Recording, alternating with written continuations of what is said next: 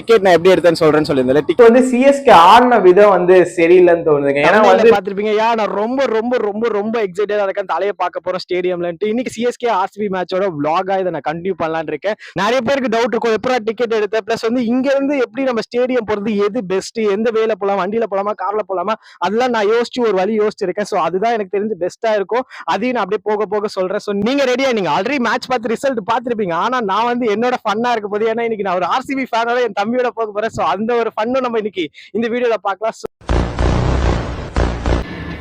தோத்துக்கிட்டே இருக்கீடா, பேச்சாடா பேசுன, கொஞ்சம் கொஞ்சம் பேச்சா பேசுன. ஜெர்சி என்கிட்ட இல்ல, சோ போற வழியில அதையும் வாங்கிடுவோம். தெய்வமே, புயல் வேகத்துல போயிட்டு இருக்கே, குறுக்கு எது மனசுல நடந்துறாரா சாமி? குறுக்கு இந்த கௌசிக் கொண்டா ஆக்சுவலி மெட்ரோ வந்துட்டோம். ஸோ இங்க இருந்து மெட்ரோல போக போறோம், ஆலந்தூர்ல இருந்து. என்ன வெயில், என்ன வெயில்.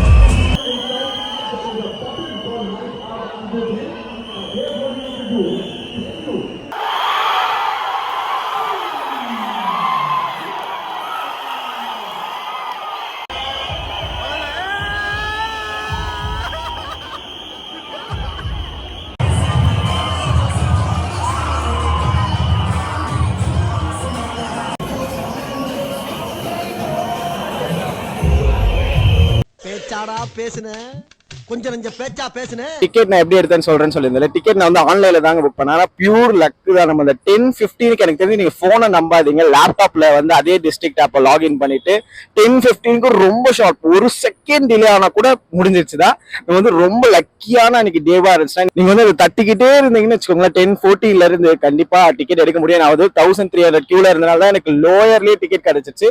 ஸோ நீங்களும் இதை ட்ரை பண்ணி பார்க்கறனா என்னை பொறுத்த வரைக்கும் எந்த வேலை சேப்பாக் ரீச் ஆகுது பெட்டர்ன்னு பார்த்தீங்கன்னா மெட்ரோ மூலியமா தான். ஏன்னா நீங்க எங்க இருந்தாலும் பக்கத்துல இருக்க மெட்ரோல வண்டியை போட்டு மெட்ரோல போயிடுங்க, ரொம்ப ஈஸி. ஏன்னா அங்க போயிட்டு நம்ம வந்து வண்டியில போய் பார்க்கலாம் பண்ணலாம், ரிட்டர்ன் வரும்போது டிராஃபிக்ல ரொம்ப கஷ்டப்படுவோம். அதனால மெட்ரோல போறது ரொம்ப ரொம்ப ஒரு தொழில்நுட்ப காரணத்துல என்னோட மைக் அங்க பிக் ஆகல, அதனால நான் வீட்டுல வந்து பேசுறேன். மேட்ச் நம்ம எதிர்பார்த்த மாதிரி இல்லதான், அந்த ரிசல்ட் வந்து நம்ம எதிர்பார்த்தது கிடையாது.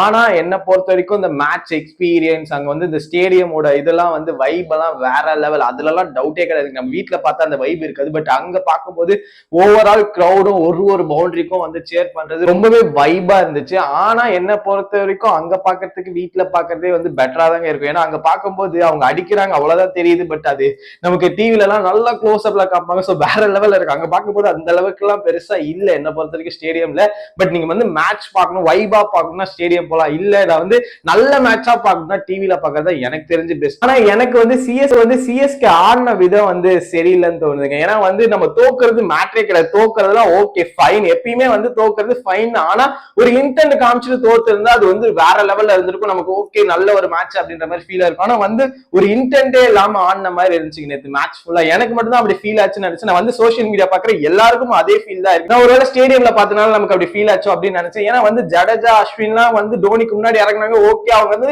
ஏதாச்சும் அடிப்பாங்க, தோனி வந்து கடைசியில கொஞ்சம் ஹியூஜ் ஸ்கோர் வந்து சேஸ் பண்ற மாதிரி இருக்கும். அப்போ வந்து ஆனா அஸ்வினும் ஜடேஜாவும் வந்து ஸ்ட்ரோக் ஆடி சிங்கிள் ஆடிட்டு இருக்காங்க, என்ன பண்றாங்க அப்படின்ற மாதிரி தான் இருந்துச்சு. சோ ஒரு மாதிரி இன்டென்டே இல்லாம ஆடினது வந்து எனக்கு கொஞ்சம் டிசப்பாயிண்டடா இருந்துச்சு. பட் லாஸ்ட்ல வந்து தோனி ஒரு 3 6 2 6 அடிச்சு ஒரு 4 அடிச்சது ஓகே, அது ஏதோ கொஞ்சம் தலையை பாக்கிறதுக்காக தான் நம்ம அந்த மேட்சுக்கே போறோம். நிறைய பேர் ஸ்டேடியம் போறதே ஒரே ரீசன், நிறைய பேர் இல்ல எல்லாருமே ஸ்டேடியம் போற ஒரே ரீசன் தோனி இது லாஸ்ட் மேட்ச்ன்ட்டு.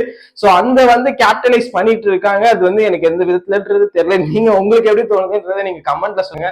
பட் எனக்கு பொறுத்த வரைக்கும் இந்த டோனிக்காக போறதுல இருந்து நீங்க 10,000 15,000 எல்லாம் டிக்கெட் கொடுத்துட்டு எடுத்துட்டு போறது எனக்கு தெரிஞ்சு நீங்க டோனியை பாக்குறதுக்கு ஒர்த்தா இருக்காது. ஏன்னா டோனி ரொம்ப தூரத்துல இருப்பாரு, டிவில கூட நல்லா பார்க்க முடியும், ஆனா ஸ்டேடியம்ல அவ்வளவா பார்க்க முடியலங்க. நான் பார்த்த வரைக்கும் என்னோட அதுல இருந்து பார்க்கும்போது எனக்கு டோனி பெருசா தெரியவே இல்லை. ஏன்னா டோனி கிட்ட எல்லாம் வரவே இல்லை. அவர் கீப்பிங் தான் பண்றாரு, பேட்டிங் தான் பண்றாரு. சோ நம்ம ஸ்டாண்ட்ஸ்ல இருந்து பார்க்கும்போது, நார்மல் ஸ்டாண்ட்ஸ்ல இருந்து மக்கள் சைட்ல எல்லாம் பார்க்கும்போது அவ்வளவு டோனி தெரிய மாட்டார். நீங்க 10,000 15,000 கொடுக்கறதுலாம் ஒர்த்து கிடையாது. நான் ஏதோ ஆன்லைன்ல டிக்கெட் எடுத்ததுனால நான் வந்து எனக்கு ஓகே ஒர்த் மேட்ச், ஒர்த் வைபா இருந்துச்சு. எனக்கு தெரிஞ்சு நீங்க 10,000 15,000 கொடுத்துட்டு போறதா வந்து அவாய்ட் பண்ணலாம். பட் உங்க சாய்ஸ் தான். எண்ட் ஆஃப் த டே உங்க சாய்ஸ். தோனியை பார்க்கணும்னு நினைக்கிறது எல்லாருக்குமே ஒரு கிரேஸ் இருக்கும். எனக்குமே அந்த கிரேஸ் இருந்துச்சு. தோனியோட ஃபைனல் மேட்ச் பார்த்தே ஆகணும்ன்றதுனால நானே போனதால உங்களோட சாய்ஸ், எல்லாமே உங்களோட சாய்ஸ். இதோட இந்த vlog முடிச்சுக்கலாம். நான் நியூவா ட்ரை பண்ணிருக்கேன். இந்த வீடியோ உங்களுக்கு பிடிச்சிருச்சுன்னா லைக் பட்டனை பிரஸ் பண்ணுங்க. பக்கத்துல இருக்க நியூவா பாத்தீங்கன்னா சப்ஸ்கிரைப் பண்ணிக்கோங்க. இந்த மாதிரி மோர் அண்ட் மோர் vlogs பண்ணணும்னு நினைச்சீங்கன்னா கீழே கமெண்ட்ல சொல்லுங்க. நீங்க சொல்ல மாட்டீங்க, பட் பரவாயில்ல, சொல்லுங்க. பாய் பாய்.